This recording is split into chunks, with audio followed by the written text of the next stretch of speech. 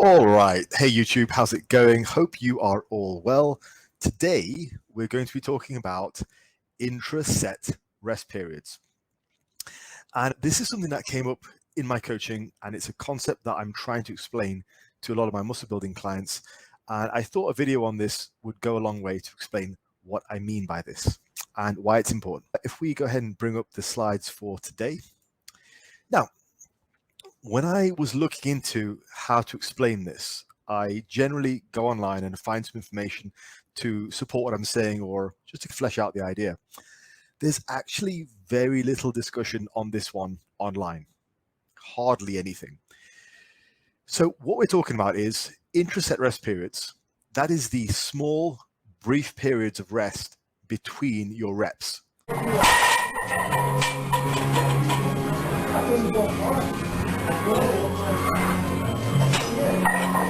So within a given set, the rest between rep 1 and rep 2, the rest between rep 7 and rep 8, intraset rest periods, the rest between the reps in a given single, like you've seen some of those really hard sets of like 20 rep squats, where guys are just literally stood there chilling between reps.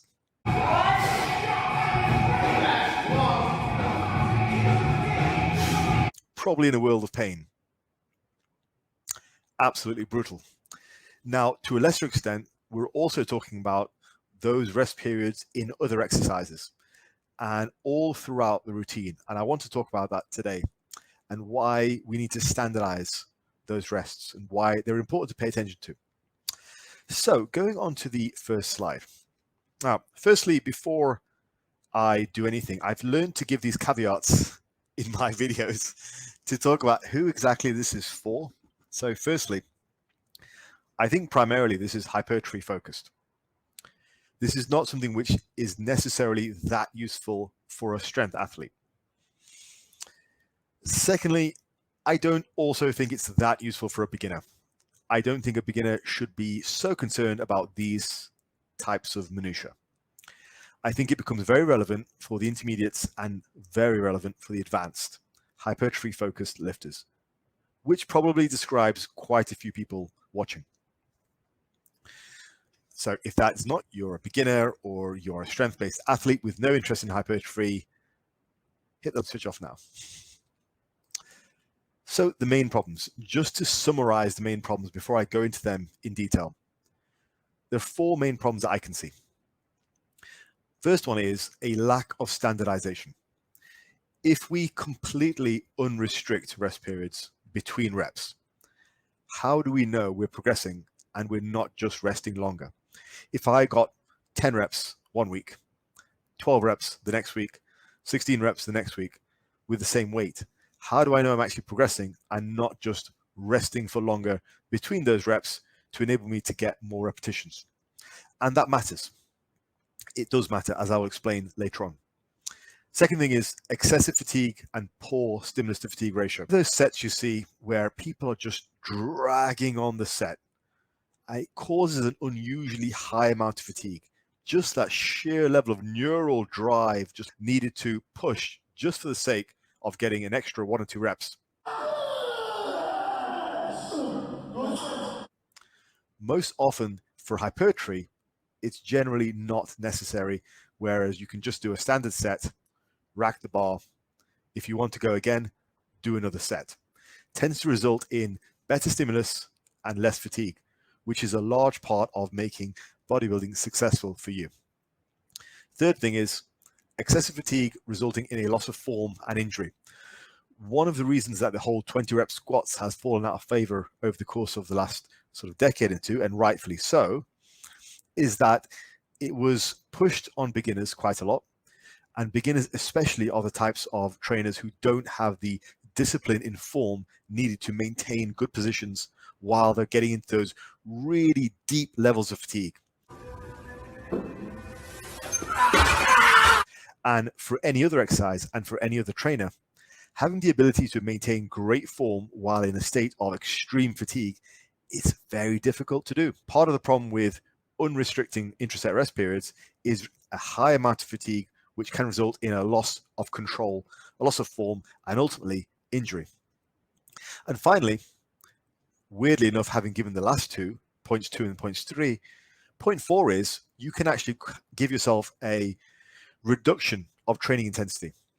It might just be used as an excuse to reduce relative intensity, reduce how hard you work. There is nothing more infuriating than me working with a trainer or one of my friends, and they're doing, say, a leg press or a machine press, and they just start resting between reps. What are you doing? Keep going. You want to lean into the pain. You don't want to avoid the pain. Lean into it. I hope you like pain. So let's go into each of these problems one by one. First one is lack of standardization, and I want to just explain this fully. So I want to give you a fairly standard example, which comes from clients that I've seen and work that I've evaluated. Now, this is going to get in some pretty nitty-gritty details, but ultimately it can be quite illuminating. So give it a chance and let me explain what I'm seeing. This is something a lot of people are not aware of. So I want to explain it fully. So our Imagine trainer, week 1, he hits 100 kilos for 16, 11, 7. At this point, he's taking no rest between his reps, just banging out the sets, and he's putting in some good quality work, and he's like, great, I feel good, I can do some more. And he also understands progressive overload, so he thinks, great, I'll add some weight to the bar. So next week, he goes on to 102.5 kilos, adds 2.5 kilos or 5 pounds. Manages to get 15, 12, and 8. However, he has to rest for a couple of seconds between his final few reps of every set. So he thinks, good, I got some more reps, I added weight to the bar, coach will be happy, I feel more tired, but that's okay, that's normal. Week 3 comes along, adds even more weight to the bar, 105 kilos. So he's a full 5 kilo above where he was working fully in week 1. So he was working very hard in week 1, but he just wasn't taking any rest between reps. Now in week 3, he's added 5 kilos total from week 1, and his reps have started to drop off dramatically. We're not in a drastic position yet, so he thinks, okay, that's fine. I'll just make up for the reps next week. This week, however, he took 4 seconds rest between the final few reps on each set. Now, so far in our story, what does this actually tell us? Did our fictional trainee actually get stronger? The first guess would say yes, because clearly the numbers show we got stronger. So there we go. We did 100 for 16. We ended with 105 for 10. Weight has gone up. By all accounts, we are on an upward trajectory. Are we or are we not?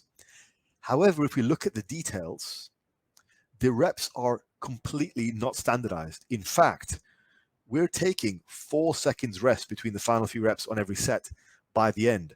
So by the time we get to the rep 6 in the first set, maybe rep 4 in the second set, and all throughout the last set, they're real grinders.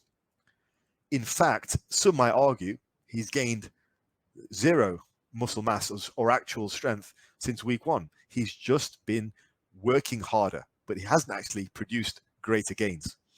In reality, our gains may only have come from the increased rest.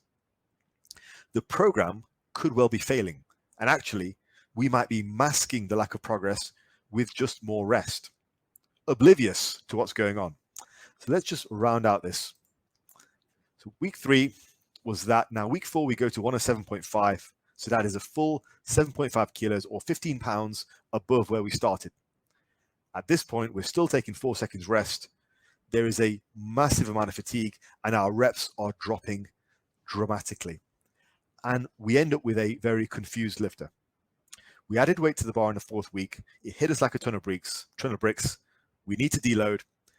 And essentially by week 4, we're clueless as to the efficacy of the program and the food and the sleep and all the supporting factors. The entire setup was actually flawed from the beginning. And now the confused lifter is trying to figure out, well, what happened in week 4? I don't understand, coach. Everything was going great. Then in week 4, it all fell apart. I don't get it. When the problem likely started to occur from week 1. And then the usual story, this seems to happen every time I hit this weight. I don't know what's going wrong. Just to briefly pause there. The reality of what happened is, right from the beginning, everything in that trainee's program was wrong. They weren't eating enough food. They weren't resting enough. And What was happening was they were just not progressing from week 1 to week 4. Actually, in terms of strength and size, they weren't able to do that. They had far too many high expectations in terms of how much weight to add to the bar, which then caused this ridiculously bad training. And also, they just weren't gaining. So it got to week 4 and they were clueless. The problems were starting to rack up in week 1, 2, and 3, but they didn't know that. Now, when they backtrack and look for solutions, they're lost because they thought the problem happened in week 4. Maybe they think it's a deloading problem. Maybe they think it's something that happened. They had an argument with a loved one in week 4. Who knows? They chalk it up to everything but the actual truth of the matter, which is it was doomed from week 1. Perhaps the program hadn't got enough volume in it. Perhaps they just fatigued themselves so much because they've been doing all this extra rest and just causing a higher amount of neural fatigue. Perhaps they weren't actually working that hard. Perhaps every time the set got hard, they just rested. You can't do that either. So getting back to it, that's the first point. Now, the next point is excessive fatigue equaling poor stimulus to fatigue ratio. So just quickly to explain what a stimulus to fatigue ratio is. That is how much muscle stimulus you get relative to how much fatigue you generate. Okay. Now, when you're training for bodybuilding and hypertrophy, ideally you want maximum stimulus with minimum fatigue. That allows you to grow the most. Of course, whenever you train, you generate some of both. You just want to make sure you're generating proportionally more stimulus and less fatigued every time. This is where some of the arguments come from when people say avoid deadlifts, because they can be quite fatiguing relative to the stimulus they give you. Matt, go, Matt. There you go, Matt. Depending on who you are, but that's a different argument for a different day. Now, at the heart of this whole increasing rest periods, at the heart of it, this stems actually from an avoidance of pain. It doesn't stem from people wanting to work harder. Most of the time, it stems from an avoidance of pain. When you're getting into the higher repetitions, the reps which are approaching failure, it's painful. It is. Most people don't want that. Most people want to do easy reps and to do sure reps. Most people don't want to be sat in a leg press with a very legitimate question mark over whether they're going to get the next rep or not. Most people would rather rest a few seconds and get the rep, rather than go for the rep which they might not get and struggle against it. I think that's true. So at the heart of this, it stems from an avoidance of pain, not actually working harder. Each rep with increased intraset rest periods, however, results in a poorer stimulus to fatigue ratio. We don't want to take longer rest between reps. We are aiming for failure. We are or close to it. We are aiming for the pain. We want the pain. We want those reps which bring us either to or close to failure. That is the point of hypertrophy training. You want to lean into the pain. All you accomplish with increasing your intraset rest periods is you delay reaching failure. You're not working harder. In fact, if anything, you're working easier. It's not a good trade-off. Let's take an extreme example. Let's say a series of singles. Let's say 10 singles with 1 minute rest between them. That's going to result in an insanely high amount of fatigue relative to the load used for a single set. So a set of 10 of continuous reps compared to a set of 10 singles with 1 minute rest periods, the weight you use is going to be way higher for the 10 singles. So it's an extreme example which illustrates the point. You don't want to let your rest period just be unrestricted because you're trying to reach the point where you're either at failure or close to failure. That is what gives you the best stimulus relative to fatigue. And if you want to get more reps, rack the bar, do another set after. That's a much more stimulative way of training with less fatigue. Clue here is maintain a consistent intraset rest period every single time, and that will mean you are providing the best stimulus with a reduction or at least the maintenance of fatigue. Keep those rest periods relatively short, but make sure they're standardized. They'll be different for every exercise, but make sure they're standardized. Next thing is excessive fatigue resulting in a loss of form and injury. As a follow-on from the previous slide, the excessive intraset fatigue, which gets built up with longer and longer intraset rest periods, can result in a body which is not capable of maintaining form as the set goes on. This is a very advanced skill. Now, from beginners often find it hard just to maintain form in a given set. If you have a beginner or even an intermediate who then extends that set via these techniques and just does rep after rep, after a while, their focus and concentration and just strength and stability is going to go through the floor. So they are exposing themselves to far more risk of injury. So that means not being able to maintain the positions that they need to in deep positions of the squat, deadlifts. It can cause major problems and fuel knee and back injuries. And again, going back to our previous example, oftentimes that's what in weeks 4 and 5 of these people's programs is when they hit a wall, stuff starts to hurt. Oh, my back hurts. My knees hurt. This happens every time. Why does it happen? Because your program and your, well, usually not even the program, but the diet, the rest, all those extra factors were doomed from the start. The expectations they have of adding weight were all doomed from the start. If they slowed down their rate of progression, if they ate a bit more food, if they slept better, they'd probably be able to progress a lot better with a lot of these, less of these aches and pains. Again, keep it consistent, lean into the pain.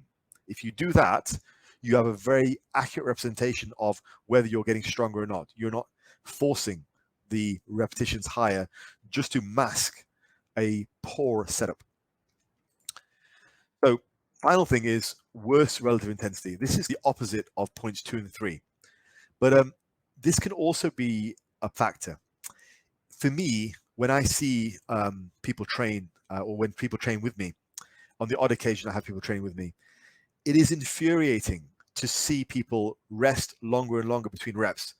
Because I'm stood there thinking, do the rep. Why are you resting? Do the rep. They'll rep, rest, and as soon as it gets a little bit hard, they'll start to grimace, rest a little bit more, and before they just stop the set. And you're like, we've hardly warmed up. We've not even got to the effective reps portion of the set, because whenever the reps got higher, you just started to rest longer, and now the set's over. Awful. So that doesn't work either. So it can be used as an excuse to actually reduce relative intensity as well. Just means you're not working that hard. So in terms of my summary, I think keeping intraset rest periods keeping them consistent is the key. It all stems from maintaining a good degree of consistency and discipline in all of your sets. It's harder. It is harder to work in this way. It's easier to rest longer between reps because you're delaying the set, you're delaying the pain. You want to lean into the pain as much as possible. Now, if you lean into it too much and your repetitions end up being a series of single reps separated by 3 or 4 seconds, you generate such insanely high amounts of fatigue relative to stimulus, it's not worth it. Where you could just do another set. So this consistency and discipline, this drives progress. As you can be sure, your muscular size and strength is fueling the progressive overload, not the result of these little tricks which enable you to get 1 or 2 more reps. It's a diagnosis tool. Now, some people can get away with this and they'll carry on having quite erratic rest periods between sets. Those people are usually quite good at the other factors. They're also quite good at auto-regulating their training. So this is not a hard and fast rule, but it's certainly something that I see a lot. And I also don't see it talked about very much at all. So my advice, if you are struggling with your progress, point blank, is to maintain consistent intraset rest periods, standardize things. Okay, that will allow you to focus on what is actually the problem if you're not progressing, which in most cases is food and sleep. In very few cases is the program a major problem with people's progress. It's usually the extra factors. We like to talk about different programs a lot, volume loads, etc. However, in reality, the difference between progressing and not progressing is usually down to food and sleep. The difference between progressing fast and progressing slow, maybe you could argue that's a little bit more down to the program. But if you're just not progressing at all and you're in the gym 4 days a week, yeah, that's probably more an indication your food and your diet is off. And these types of tricks that you might be employing are just masking that, which is the major problem. So be honest with yourself, keep the intra-set rest periods consistent, and it's one of the small keys in your progress moving forward. All right, folks, I'm going to call it there. Hopefully you found that interesting. And if you have any questions or comments, pop them down below. I will speak to you in the next video. Take care.